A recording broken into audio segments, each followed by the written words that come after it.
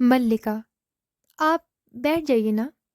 प्रियंगु, नहीं, बैठना नहीं चाहती। तुम्हें और तुम्हारे घर को देखना चाहती हूँ। उन्होंने बहुत बार इस घर की और तुम्हारी चर्चा की है। जिन दिनों मेघदूत लिख रहे थे, उन दिनों प्रायः यहाँ का स्मरण ही किया करते थे। दृष्टि घूमकर चारों ओर फिर मल्लिका के चेहरे पर स्थिर हो जाती है। आज इस भूमि का आकर्षण ही हमें यहाँ ले आया है, अन्यथा दूसरे मार्ग से जाने पर हमें अधिक सुविधा थी। मल्लिका, मैं समझ नहीं पा रही किस रूप में आपका आतिथ्य करूं। आप आसन ले लें तो मैं आपके लिए। प्रियंगु, आतिथ्य की बात मत सोचो। मैं तुम्हारे यहाँ अतिथि के रूप में नहीं आई। संभव था ये भी ना आते, परंतु मैं ही विशेष आग्रह के साथ इन्हें यहाँ ले आई हूँ। मैं स्वयं एक बार इस प्रदेश को देखना चाहती थी। इसके अतिरिक्त गले से हल्का सा विदग्धतापूर्ण स्वर निकल पड़ता है। इसके अतिरिक्त एक और कारण भी था, चाहती थी इस प्रदेश का कुछ वातावरण साथ ले जाऊं। मल्लिका, इस प्रदेश का वातावरण? प्रियंगु मंजरी मुस्कुराकर उसे देखती है, फिर टहलती हुई झरोके के पास आ जाती है। प्रियंगु, यहाँ से बहुत दूर तक की पर्वत श्रृंखलाएं दिखाई देती हैं। कितनी निर्व्याज सुंदरता है। मुझे यहाँ आकर तुमसे स्पर्धा हो रही है। मल्लिका दो एक पग उस ओर बढ़ जाती है। मल्लिका, हमारा सौभाग्य होगा कि आप कुछ दिन इस प्रदेश में रह जाएं। यहाँ आपको असुविधा तो होगी, परंतु। प्रियंगु मंजरी फिर विदग्ध भाव से उसे देखती है। प्रियंगु, इस सौंदर्य के सामने जीवन की सब सुविधाएं हैं। इसे आंखों में व्याप्त करने के लिए जीवन भर का समय भी पर्याप्त नहीं। झरोके के पास से हट जाती है। परंतु इतना अवकाश कहाँ है। कश्मीर की राजनीति इतनी अस्थिर है कि हमारा एक एक दिन वहां से दूर रहना कई कई समस्याओं को जन्म दे सकता है। एक प्रदेश का शासन बहुत बड़ा उत्तरदायित्व है। हम पर तो और भी बड़ा उत्तरदायित्व है, क्योंकि कश्मीर की स्थिति इस समय बहुत संकटपूर्ण है। यूं वहां के सौंदर्य की इतनी चर्चा है, परंतु हमें उसे देखने का अवकाश कहाँ रहेगा। बाहें पीछे टिकाए आसन पर बैठ जाती है। इसीलिए तुमसे स्पर्धा होती है। सौंदर्य का ये सहज उपभोग हमारे लिए केवल सपना है। बैठ जाओ। आसन पर अपने सामने बैठने के लिए संकेत करती है। मल्लिका नीचे बैठने लगती है तो वो उसे रोक देती है। यहाँ मेरे पास बैठो। मल्लिका, मैं दूसरा आसन ले आती हूँ। कोने से मोड़ा उठाकर आसन के पास रख देती है और उस पर रखे भोजपत्र आदि गोदी में रख कर बैठ जाती है। प्रियंगु, लगता है यहाँ ग्राम प्रदेश में रहकर भी तुम्हें साहित्य से अनुराग है। मल्लिका की आंखें झुक जाती है। किसकी रचनाएं हैं ये? मल्लिका, कालिदास की। प्रियंगु मंजरी की भौहें कुछ संकुचित हो जाती हैं। प्रियंगु, अब वे मातृगुप्त नाम से जाने जाते हैं। यहाँ भी उनकी रचनाएं मिल जाती हैं। मल्लिका, ये प्रतियां मैंने उज्जैनी से आने वाले व्यवसायियों से प्राप्त की हैं। प्रियंगु मंजरी के होठों पर हल्की व्यंग्यात्मक मुस्कुराहट प्रकट होती है। प्रियंगु, मैं समझ सकती हूँ। उनसे जान चुकी हूँ कि तुम उनके बचपन की संगिनी रही हो। उनकी रचनाओं के प्रति तुम्हारा मोह स्वाभाविक है। जैसे कुछ सोचती सी छत की ओर देखने लगती है। वे भी जब तक यहाँ के जीवन की चर्चा करते हुए आत्मविस्मृत हो जाते हैं। इसीलिए राजनीति के कार्यों से कई बार उनका मन उखड़ने लगता है। फिर उसकी आंखें मल्लिका के मुख पर स्थिर हो जाती हैं। ऐसे अवसरों पर उनके मन को संतुलित रखने के लिए बहुत प्रयत्न करना पड़ता है। राजनीति साहित्य नहीं है, उसमें एक एक क्षण का महत्व है। कभी एक क्षण के लिए भी चूक जाएं तो बहुत बड़ा अनिष्ट हो सकता है। राजनीतिक जीवन की धुरी में बने रहने के लिए व्यक्ति को बहुत जागरूक रहना पड़ता है। साहित्य उनके जीवन का पहला चरण था, अब वे दूसरे चरण में पहुंच चुके हैं। मेरा अधिक समय इसी आयास में बीतता है कि उनका बढ़ा हुआ चरण पीछे ना हट जाए। बहुत परिश्रम करना पड़ता है इसमें। मुस्कुराने का प्रयत्न करती है। तुम ऐसा नहीं समझती? मल्लिका, मैं राजनीतिक जीवन के संबंध में कुछ भी नहीं जानती। प्रियंगु, क्योंकि तुम ग्राम प्रदेश में ही रही हो। उठ खड़ी होती है, मल्लिका भी उठने लगती है तो कंधे पर हाथ रखकर उसे बिठा देती है। बैठी रहो। निचले होंठ को थोड़ा चबाती हुई टहलने लगती है। मैंने तुमसे कहा था कि मैं यहाँ का कुछ वातावरण साथ ले जाना चाहती हूँ। ये इसलिए कि उन्हें अभाव का अनुभव ना हो। उससे कई बार बहुत क्षति होती है। वे व्यर्थ में धैर्य खो देते हैं, जिससे समय भी जाता है और शक्ति भी। उनके समय का बहुत मूल्य है। मैं चाहती हूँ उनका समय इस तरह नष्ट ना हुआ करे। मल्लिका के सामने आकर रुक जाती है। इसीलिए मैं यहाँ से कई कुछ अपने साथ ले जा रही हूँ। कुछ हरिण शावक जाएंगे, जिनका हम अपने उद्यान में पालन करेंगे। यहाँ की औषधियाँ उद्यान के क्रीड़ाशैल पर तथा आसपास के प्रदेश में लगवा दी जाएंगी। हम यहाँ के से कुछ घरों का भी वहाँ निर्माण करेंगे। मातुल और उनका परिवार भी साथ जाएगा। यहाँ से कुछ अनाथ बच्चों को वहाँ ले जाकर हम शिक्षा देंगे। मैं समझती हूँ इससे अंतर पड़ेगा। फिर टहलती हुई प्रकोष्ठ के दूसरे भाग में चली जाती है। देख रही हूँ तुम्हारा घर बहुत जर्जर स्थिति में है। इसका परिसंस्कार आवश्यक है। चाहो तो मैं इस कार्य के लिए आदेश दे जाऊंगी। उज्जैनी के 2 कुशल स्थपति हमारे साथ आए हैं। क्यों? मल्लिका उठकर उसकी ओर आती है। मल्लिका, आप बहुत उदार हैं, परंतु हमें ऐसे ही घर में रहने का अभ्यास है, इसीलिए असुविधा नहीं होती। प्रियंगु, फिर भी चाहूंगी कि इस घर का परिसंस्कार हो जाए। उनके जीवन के आरंभिक वर्षों का इस घर के साथ भी संबंध रहा है। मातुल के घर के स्थान पर मैंने नए भवन के निर्माण का आदेश दिया है। स्थपतियों से कहा है कि वे उज्जैनी के संलक्षण शिलाएं लाकर कार्य आरंभ करें। खेद है कि कार्य के निरीक्षण के लिए मैं स्वयं यहाँ नहीं रह पाऊंगी। कल ही हमें आगे की यात्रा आरंभ कर देनी होगी। तुम भी हमारे साथ क्यों नहीं चलती? मल्लिका विमूढ़ सी उसकी ओर देखती रहती है। मल्लिका, मैं? प्रियंगु पास आकर उसके कंधे पर हाथ रख देती है। प्रियंगु, हाँ, इसमें बाधा क्या है? तुम किसी ऐसे सूत्र से तो नहीं बंधी हो कि... मल्लिका, मेरी माँ है यहाँ। प्रियंगु, ये कोई बाधा नहीं है। तुम्हारी माँ के भी साथ चलने की व्यवस्था हो सकती है। हमारे स्थपति इस घर का परिष्कार करते रहेंगे। तुम वहां मेरे साथ मेरी संगिनी के रूप में रहोगी। मल्लिका के चेहरे पर आहत अभिमान की रेखाएं प्रकट होती हैं, परंतु वो अपने को दबाए रखती है। मल्लिका, क्षमा चाहती हूँ। मैं अपने को ऐसे गौरव की अधिकारिणी नहीं समझती। प्रियंगु, परंतु मैं तुम्हें इससे भी कहीं अधिक अधिकारिणी समझती हूँ। मेरे आने से पहले यहाँ राज्य के 2 अधिकारी आए थे। होठों पर फिर विदग्ध मुस्कान आ जाती है। मैंने उन्हें औपचारिकता के लिए नहीं भेजा था। तुमने उन दोनों को देखा है? मल्लिका उसका अर्थ समझने का प्रयत्न करती हुई अनिश्चित सी उसकी ओर देखती रहती है। मल्लिका, देखा है। प्रियंगु, तुम उनमें से जिन्हें भी अपने योग्य समझो उसी के साथ तुम्हारे विवाह का प्रबंध किया जा सकता है। दोनों योग्य अधिकारी हैं। मल्लिका, देवी भोजपत्रों को वक्ष से सटाए कुछ पग आसन की ओर हट जाती है। प्रियंगु मंजरी उसे सीधी दृष्टि से देखती हुई धीरे धीरे उसके पास चली जाती है। प्रियंगु मंजरी, संभवतः तुम दोनों में से किसी को भी अपने योग्य नहीं समझती, परंतु राज्य में ये 2 ही नहीं और भी अनेक अधिकारी हैं। मेरे साथ चलो, तुम जिसे भी चाहोगी। मल्लिका आसन पर बैठ जाती है और उन्हें आवेश से अपना होठ काट लेती है। मल्लिका, इस विषय की चर्चा छोड़ दीजिए। गला रुंध जाने से शब्द स्पष्ट ध्वनित नहीं होते। अंदर का द्वार खुलता है और अंबिका रोग और आवेश के कारण शिथिल और कांपती हुई बाहर आकर जैसे अपने को सहेजने के लिए रुकती है।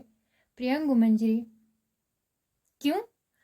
तुम्हारे मन में कल्पना नहीं है कि तुम्हारा अपना घर हो, परिवार हो? अंबिका धीरे धीरे उनकी ओर बढ़ती है। अंबिका, नहीं, इसके मन में कल्पना नहीं है। प्रियंगु मंजरी घूमकर उसकी ओर देखती है। मल्लिका अव्यवस्थित भाव से उठ खड़ी होती है। मल्लिका, माँ। अंबिका, इसके मन में ये कल्पना नहीं है, क्योंकि ये भावना के स्तर पर जीती है। इसके लिए जीव में सांस फूल जाने से शब्द गले में अटक जाते हैं। मल्लिका हाथ के पृष्ठ आसन पर रख देती है और पास जाकर अंबिका की को पीठ से सहारा देती है। मल्लिका, तुम उठ क्यों आई माँ? तुम्हारा स्वास्थ्य ठीक नहीं है। चलो, चलकर लेट रहो। उसे वापस अंदर ले जाना चाहती है, परंतु अंबिका उसका हाथ पीठ से हटा देती है। अंबिका, मैं किसी आने वाले से बात भी नहीं कर सकती?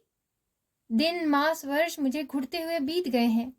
मेरे लिए ये घर अब घर नहीं है, एक काल गुफा है जिसमें मैं हर समय बंद रहती हूँ, और तुम चाहती हो मैं किसी से बात भी ना करूं? चलने की चेष्टा में गिरने को हो जाती है। मल्लिका उसे संभाल लेती है। मल्लिका, परंतु माँ, तुम स्वस्थ नहीं हो। अंबिका, तुम्हारी अपेक्षा मैं फिर भी अधिक स्वस्थ हूँ। प्रियंगु के पास जाकर उसे सिर से पैर तक देखती है। ये घर सदा से इस स्थिति में नहीं है राजवधु। मेरे हाथ चलते थे तो मैं प्रतिदिन इसे लीपती बुहारती थी। यहाँ की हर वस्तु इस तरह गिरी टूटी नहीं थी, परंतु आज तो हम दोनों माँ बेटी भी यहाँ टूटी सी पड़ी रहती हैं। यह सब इसलिए कि फिर सांस फूल जाने के कारण आगे नहीं बोल पाती। प्रियंगु मंजरी प्रकोष्ठ पर दृष्टि डालने के बहाने उसके पास से हट जाती है। प्रियंगु, मैं देख रही हूँ घर की स्थिति अच्छी नहीं है। मल्लिका मेरे साथ चल सकती तो समस्या वैसे ही सुलझ जाती, परंतु अब होठ काटती हुई जैसे सोचने के लिए क्षण भर रुकती है। अब भी जो संभव है मैं कर जाऊंगी। स्थपतियों को आदेश दे जाऊंगी कि इस घर को गिराकर इसके स्थान पर मल्लिका चिहुक जाती है। मल्लिका, ऐसा मत कीजिए, इस घर को गिराने का आदेश मत दीजिए। प्रियंगु मंजरी फिर सीधी दृष्टि से उसे देखती है। प्रियंगु, मैं तुम्हारी सुविधा के लिए ही कह रही थी। तुम्हें इसमें असुविधा है तो ठीक है, मैं ऐसा आदेश नहीं दूंगी। फिर भी चाहूंगी कि तुम्हारे लिए कुछ ना कुछ कर सकूं। इस समय और नहीं रुक सकती। कल की यात्रा से पहले कई आवश्यक कार्य पूरे करने हैं। यूं तो इस समय भी अवकाश नहीं था, पर मैंने आना आवश्यक समझा। वे पर्वत शिखर की ओर घूमने गए थे और इस बीच मैं इधर चली आई। अच्छा। मल्लिका की उंगलियां उलझ जाती हैं और आंखें झुक जाती हैं। अंबिका अपने आवेश में दो एक पग प्रियंगु की ओर बढ़ जाती है। अंबिका, मैं तुमसे कुछ कहना चाहती थी राजवधु। तुम्हें बताना चाहती थी कि हम लोग खांसने लगती है और खांसी में शब्द डूब जाते हैं। प्रियंगु मंजरी द्वार के पास से मुड़कर उसकी ओर देखती है। प्रियंगु, मैं आपका कष्ट समझ रही हूँ। जो भी सहायता मुझसे बन पड़ेगी अवश्य करूंगी। इस समय अनुचर मेरी प्रतीक्षा कर रहे हैं, इसलिए गंभीर मुस्कुराहट के साथ मल्लिका को देखकर सिर हिलाती है और चली जाती है। अंबिका आवेश से शिथिल उसकी ओर देखती रहती है, फिर गिरती सी आसन पर बैठ जाती है और कुछ पन्ने उठाकर मल्लिका की ओर बढ़ा देती है। अंबिका, लो, मेघदूत की पंक्तियां पढ़ो। इन्हीं में ना कहती थी उसके अंतर में कोमलता साकार हो उठी है। आज इस कोमलता का और भी साकार रूप देख लिया। मल्लिका ठगी सी उसकी ओर देखती रहती है। आज वो तुम्हें तुम्हारी भावना का मूल्य देना चाहता है तो क्यों नहीं स्वीकार कर लेती? घर की भित्तियों का परिसंस्कार हो जाएगा और तुम उनके साथ परिचारिका बनकर रह सकोगी। इससे बड़ा और क्या सौभाग्य तुम्हें चाहिए? मल्लिका, राजकन्या की अपनी जीवन दृष्टि है माँ, उसके लिए और कोई कैसे उत्तरदायी है? परंतु राजकन्या के यहाँ आने के लिए कौन उत्तरदायी है? निसंदेह वो उस किसी की इच्छा के बिना तो यहाँ नहीं आई। राज्य के स्थपति घर की भित्तियों का परिसंस्कार कर देंगे। आज वो शासक है, उसके पास संपत्ति है। उसके शासन और संपत्ति का परिचय देने के लिए इससे अच्छा और क्या उपाय हो सकता था? मल्लिका, परंतु माँ। अंबिका, माँ कुछ नहीं जानती, कुछ नहीं समझती। माँ भावना की गहराई तक नहीं जाती। माँ, और फिर खांसी आने से आगे नहीं बोल पाती।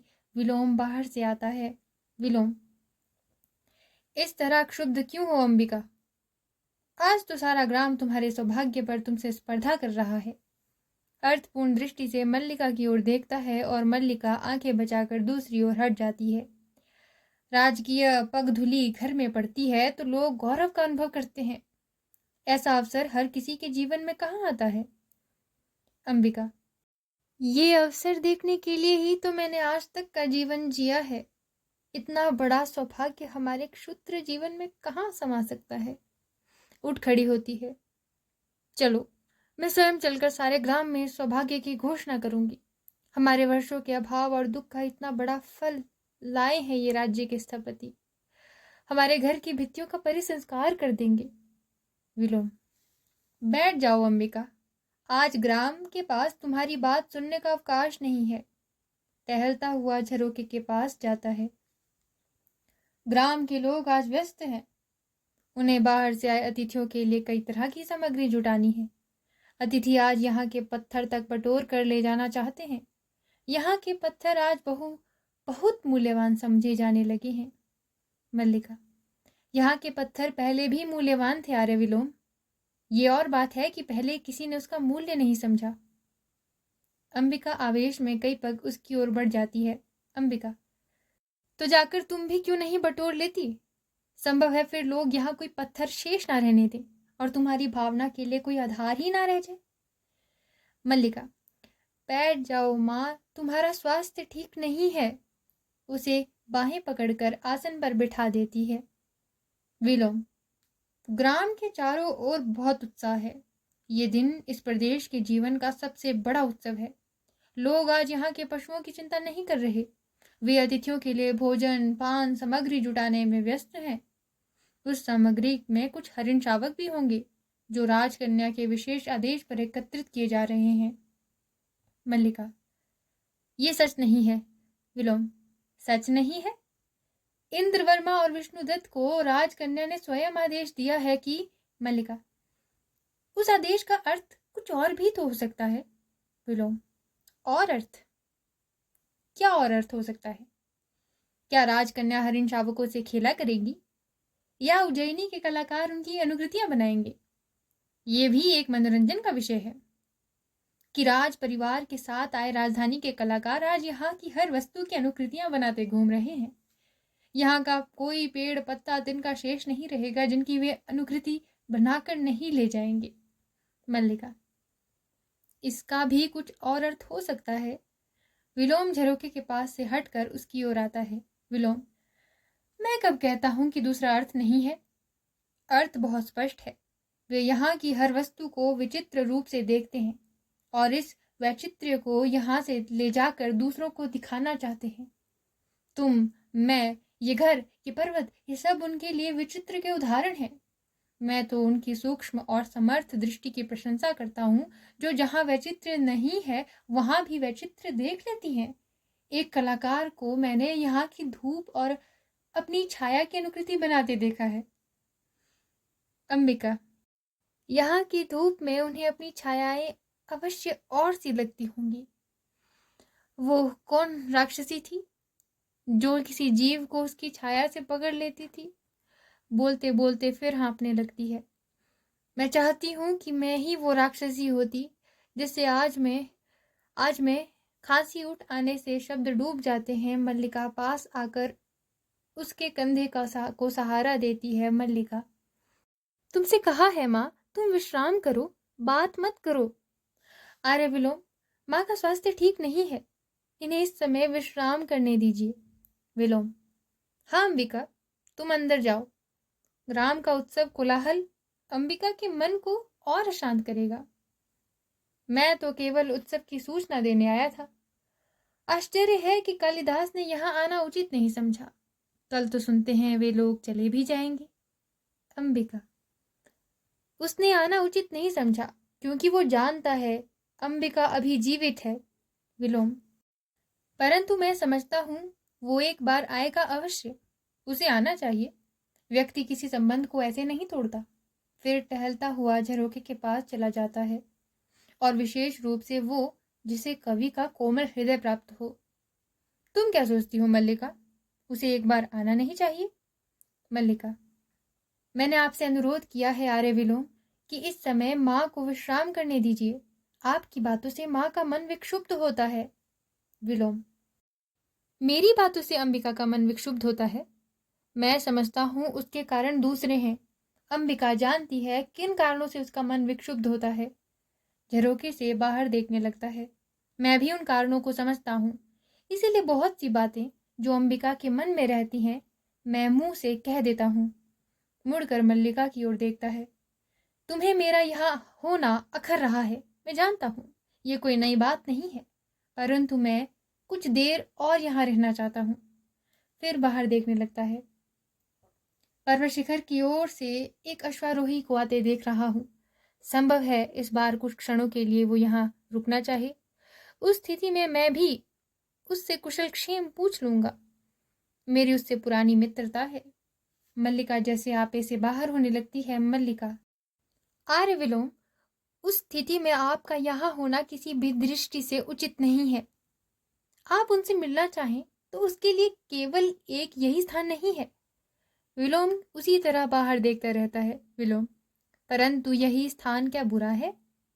उसके जाने के दिन भी हम यहीं मिले थे। वर्षों बाद उसी स्थान पर मिलने से अंतराल का अनुभव नहीं होगा।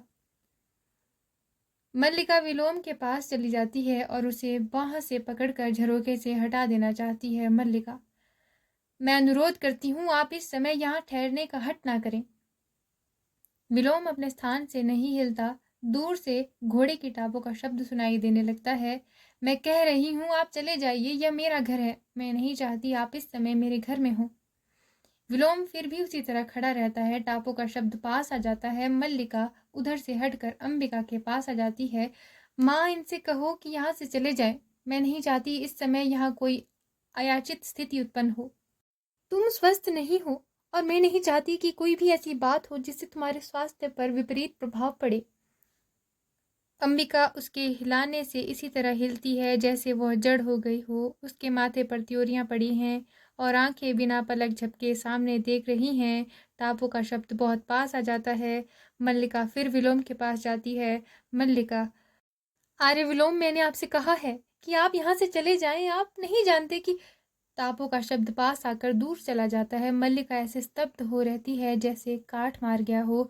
विलोम धीरे से मुड़कर उसकी ओर देखता है।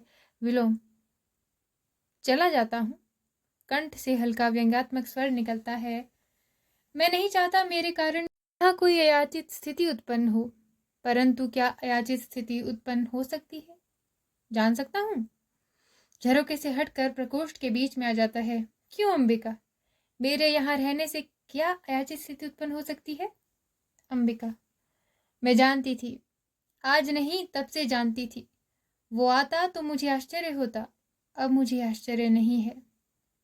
स्वर ऊंचा उठता जाता है। मल्लिका जैसे सारी शक्ति खोकर धीरे धीरे आसन पर बैठ जाती है। कोई आश्चर्य नहीं है, प्रसन्नता है कि मैं उसके संबंध में ठीक सोचती थी। जीवन एक भावना है, कोमल भावना, बहुत कोमल भावना। विलोम, परंतु मुझे खेद है। वर्षों से इस दिन की प्रतीक्षा थी। अपनी मित्रता पर भरोसा भी था।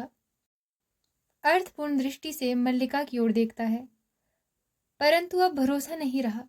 संभवतः ये मित्रता एक ओर से ही थी। उसने कभी हमें अपना मित्र समझा ही नहीं। फिर समान की समान से मित्रता होती है। मल्लिका सहसा उठ खड़ी होती है। उसकी आंखों से हताशा और कठोरता झलक रही है। मल्लिका, आर्य विलोम।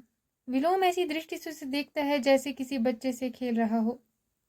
मैं फिर कह रही हूँ आप चले जाएं, अन्यथा वास्तव में यहाँ एक अयाचित स्थिति उत्पन्न हो जाएगी। विलोम, ऐसा? मुस्कुराकर अंबिका की ओर देखता है। तब तो मुझे अवश्य चले जाना चाहिए। अच्छा अंबिका, तुम्हारे स्वास्थ्य की मुझे बहुत चिंता रहती है। जहां तक संभव हो घृत और मधु का सेवन करो। मैंने अभी अभी नया मधु निकाला है, आवश्यकता हो तो मैं तुम्हारे लिए। मल्लिका, हमें मधु की आवश्यकता नहीं है। हमारे घर में मधु पर्याप्त मात्रा में है। विलोम, ऐसा? अच्छा अंबिका। क्षण भर दोनों की ओर देखता रहता है, फिर चल देता है। द्वार के पास पहुंचकर फिर रुक जाता है। पर कभी मधु की आवश्यकता पड़ जाए तो संकोच मत करना। फिर चला जाता है। मल्लिका क्षण भर सिर झुकाए दबी सी खड़ी रहती है, फिर अपने को संभाल पाने में असमर्थ अंदर को चल देती है। अंबिका का भाव आवेश में हताशा और हताशा से करुणा में बदल जाता है। अंबिका। मल्लिका। मल्लिका रुक जाती है, पर कुछ भी उत्तर न देकर मुंह हाथों से छुपा लेती है। अंबिका उठकर धीरे धीरे उसके पास आ जाती है और उसे बाहों में ले लेती है। मल्लिका अंबिका के वक्ष में मुंह छिपा लेती है। सारा शरीर रुलाई से कांपता रहता है, पर गले से स्वर नहीं निकलता। अंबिका की आंखें भर आती हैं और वो उसके कांपते शरीर को अपने से सटाए उसकी पीठ पर हाथ फेरती रहती है, फिर होठों और गालों से उसके सिर को दुलारने लगती है। अंबिका। अब भी रोती हो? उसके लिए, उस व्यक्ति के लिए जिसने। मल्लिका। उनके संबंध में कुछ मत कहो माँ, कुछ मत कहो। सिसकने लगती है। अंबिका उसे सहारे से वहीं बिठा लेती है और उसकी सिसकती पीठ पर झुक जाती है। दूसरा अंक समाप्त। अंक 3 कुछ और वर्ष बाद। शेष अगले भाग में।